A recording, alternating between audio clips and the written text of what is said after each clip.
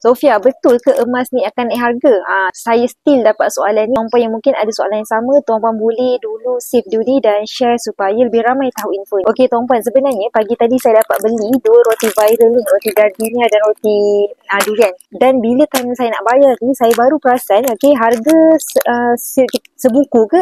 Harga sebiji roti ni, harga sebiji roti hari ini RM1.20. Last time yang saya ingat, harga roti gardenia macam ni zaman saya sekolah dulu, harganya sekitar 50 sen ataupun 60 sen macam tu. So untuk tuan-puan yang still ada persoalan, adakah harga emas akan naik? Tuan-puan boleh tengok contoh pada harga roti gardenia. Sedangkan roti gardenia pun naik harga, apatah lagi emas. Sebabnya tuan-puan, tak ada satu zaman pun yang orang kata emas ini murah. Kalau tuan-puan tak percaya, boleh tanya generasi nenek moyang kita yang masih ada. Dan untuk pengetahuan tuan-puan, pada tahun 2000, harga emas hanyalah sekitar RM35 per gram. Saya yakin pada tahun 2000 pun orang masih cakap harga emas murah, sedangkan harga per gram hanyalah sekitar RM30 untuk 1 gram.